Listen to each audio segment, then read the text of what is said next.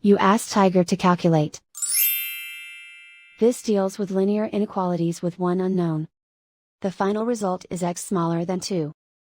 Let's solve it step by step. Group all constants on the right side of the inequality. Subtract 3 from both sides.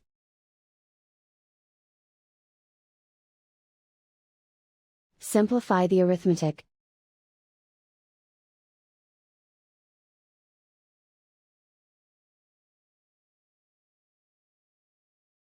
Isolate the x. Divide both sides by 4.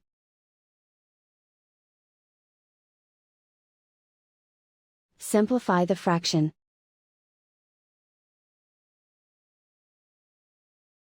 Find the greatest common factor of the numerator and denominator.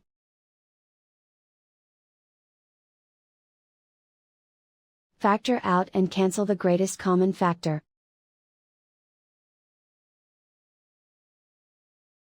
Plot the solution on a coordinate grid. And so the final result is x smaller than 2.